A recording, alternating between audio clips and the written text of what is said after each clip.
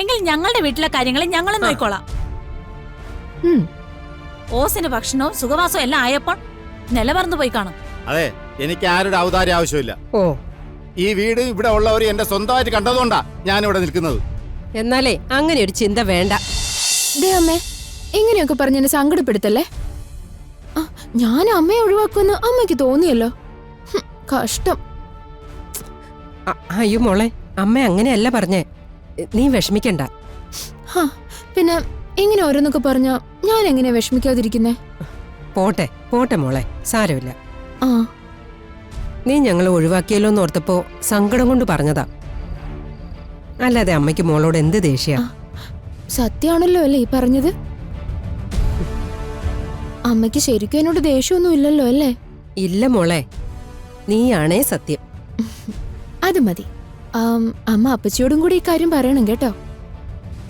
ആ ശരി ശരി. ദേ ഗിരിജ എന്റെ അടുത്ത് തന്നെ നിപ്പുണ്ട്.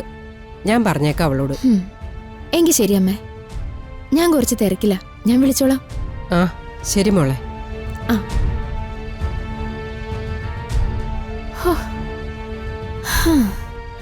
തൽക്കാലം രക്ഷപ്പെട്ടു.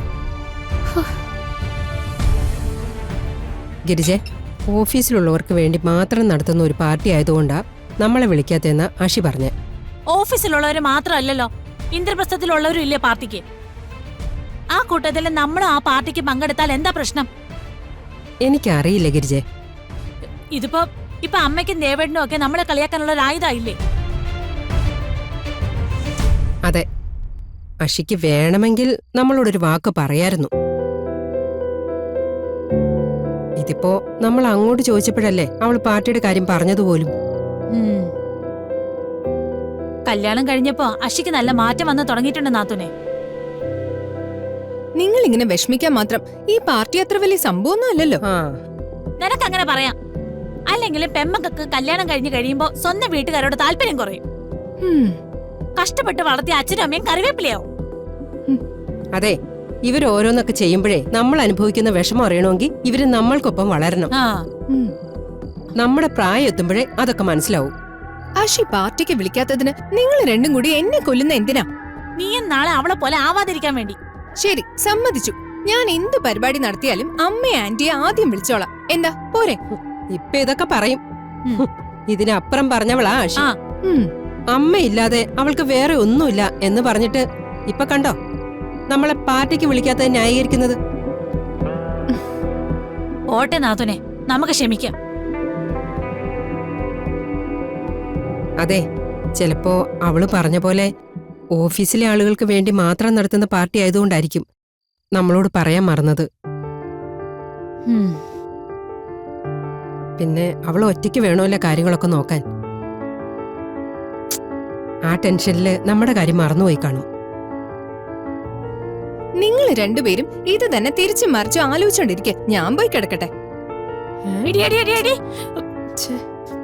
അവള് നമ്മളെ കളിയാക്കിയത് കണ്ടില്ലേ നാത്തുനെ? ആ മനസ്സിലായി. ഓ, ഇനി അമ്മയുടെ അഭിയുടെയും കളിയാക്കലുകൂടി കേൾക്കേണ്ടി വരൂല്ലോ എന്ന് ഓർക്കുമ്പോഴാ എനിക്ക് സങ്കടം. ഓ നാത്തുനെ, അതൊന്നും കാര്യാക്കണ്ട. അവരെന്താന്ന് വെച്ചാ പറഞ്ഞോണ്ട് പോട്ടെ. മാറ്. ഓ എന്റെ ദൈവമേ.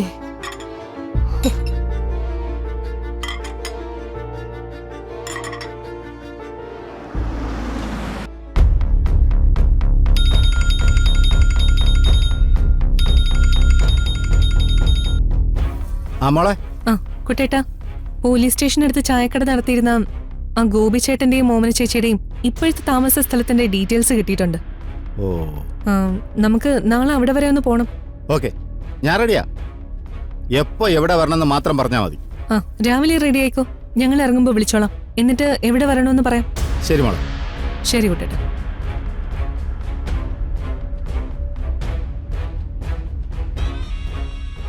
അവിടെ നിന്നും നമ്മൾ കരുതുന്ന പോലൊരു ഫയല് കിട്ടിയ നമ്മൾ രക്ഷപ്പെട്ടു കിരൺ. നമ്മുടെ ലക്ഷ്യങ്ങളെല്ലാം നേടാൻ അത് വലിയൊരു സഹായമാവും. കിട്ടുമെന്ന് തന്നെ പ്രതീക്ഷിക്കാം. താൻ ധൈര്യമായിട്ടിരിക്കും.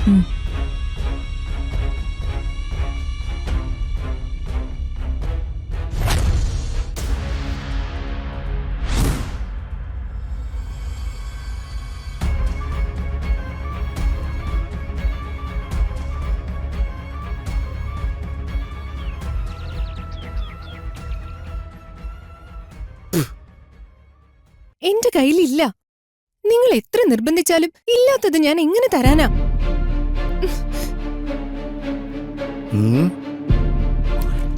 അതെ മോളെ ഒന്ന് നിന്നേ. എന്താ അതെ മോക്ക് എന്തെങ്കിലും പ്രശ്നമുണ്ടോ? എന്ത് പ്രശ്നം? എനിക്കൊരു പ്രശ്നമില്ല. അല്ല ഈ പ്രായത്തിലെ പെൺകുട്ടികള് പല കാര്യങ്ങളും രഹസ്യമാക്കി വെച്ച് ഓരോ കുഴി പോയി ചാടും. അത്തരം നിരവധി കേസുകൾ ഡെയിലി കേൾക്കുന്നതുകൊണ്ടാ അങ്കിളി ചോദിച്ചത്. അല്ല ഇനിയിപ്പോ എന്നോട് പറയാൻ ബുദ്ധിമുട്ടാണെങ്കിൽ ദേവേട്ടനോടോ അമ്മയോടോ ആരോടെങ്കിലും പറഞ്ഞാൽ മതി. എനിക്കൊരു പ്രശ്നമില്ലെന്ന് പറഞ്ഞില്ലേ? നിങ്ങൾക്കിപ്പോ എന്താ പ്രശ്നം? ഓ എന്തിനാ വെറുതെ എന്നെ ഇങ്ങനെ ശല്യം ചെയ്യുന്നേ? എന്താ ഇവിടെ? എന്താ അഞ്ജു? ആ എനിക്കറിയില്ല. ഞാൻ ഇവിടെ ചുമ്മാ നിൽക്കുമായിരുന്നു. അപ്പൊ ദേ അങ്കിള് വന്നിട്ട് എനിക്ക് എന്തെങ്കിലും പ്രശ്നമുണ്ടോ ഉണ്ടെങ്കിൽ അങ്കിളിനോട് പറയാന്നൊക്കെ പറഞ്ഞ് ശല്യം ചെയ്യാം. ആ ഓഹോ, ഇയാളാള് കൊള്ളാലോ. പ്രായപൂർത്തിയായ പെമ്പിള്ളേരെ പുറകെ കിടന്ന് ഇയാൾ എന്തിനാ ശല്യം ചെയ്യുന്നേ? ദേവസ്വതി സൂക്ഷിച്ച് സംസാരിക്കണം. വെറുതെ അനാവശ്യം വിളിച്ചു പറയരുത്. നാത്തുൻ എന്താ അനാവശ്യ പറഞ്ഞത്? താൻ എന്തിനാ എന്നെ മോളുടെ പുറകെ നടന്ന് ശല്യം ചെയ്യുന്നേ? അഞ്ജുവിന്റെ സംസാരം കേട്ടപ്പോ എന്തോ പ്രശ്നമുള്ളതുപോലെ തോന്നി. അതുകൊണ്ടാ ഞാൻ കാര്യം തിരക്കിയത്. ഇവക്ക് എന്തെങ്കിലും പ്രശ്നം ഉണ്ടെങ്കിൽ അത് അന്വേഷിക്കാനും പരിഹരിക്കാനും അമ്മയായ ഞാനുണ്ട്. അല്ലെങ്കിൽ ഇവളുടെ ബന്ധുക്കളായ എല്ലാവരും ഇവിടെ ഉണ്ട്. താൻ എന്തിനാ ഇതിന് ശ്രമിക്കുന്നേ? ഗിരിജെ, ഇയാളുടെ അസുഖം വേറെയാ. വീടും വീട്ടുകാരെയും ഒക്കെ വിട്ടു വന്ന് നിൽക്കല്ലേ, അതാ ഈ ഇളക്കം. ദേ, താൻ നാട്ടുകാരുടെ പ്രശ്നങ്ങൾ പരിഹരിക്കാൻ നടക്കാതെ സ്വന്തം കുടുംബത്തിലെ കാര്യങ്ങൾ പോയി തിരക്ക്. അല്ലെങ്കിലേ വീട്ടിൽ തിരിച്ചു ചെല്ലുമ്പോ ആരും ഉണ്ടാവില്ല. എന്റെ വീട്ടിലെ കാര്യങ്ങൾ ആലോചിച്ച് നിങ്ങൾ വിഷമിക്കണ്ട, അത് ഞങ്ങൾ നോക്കിക്കോളാം. ഓ, ആണോ? എങ്കിൽ ഞങ്ങളുടെ വീട്ടിലെ കാര്യങ്ങൾ ഞങ്ങൾ നോക്കിക്കോളാം. ഓസിന് ഭക്ഷണവും സുഖവാസവും എല്ലാം ആയപ്പോൾ നിലപറന്നു പോയി കാണും. അതെ, എനിക്ക് ആരുടെ ഔദാര്യം ആവശ്യമില്ല. ഓ, ഈ വീട് ഇവിടെ ഉള്ളവർ എന്റെ സ്വന്തമായിട്ട് കണ്ടതുകൊണ്ടാ ഞാൻ ഇവിടെ നിൽക്കുന്നത്. എന്നാലേ അങ്ങനെ ഒരു ചിന്ത വേണ്ട.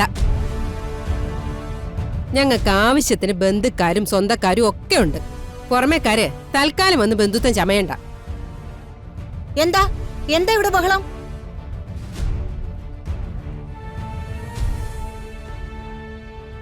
അയ്യോ, അമ്മ ഇവിടെ കേട്ടി താമസിപ്പിച്ചിരിക്കുന്ന അമ്മയുടെ വളർത്തുമകനില്ലേ എന്റെ മോളുടെ പുറകെ നടന്ന ശല്യം ചെയ്യുക. എന്ത് അനാവശ്യം ഗിരിജ നീ പറയുന്നേ? അല്ല, അനാവശ്യം ഒന്നുമല്ല.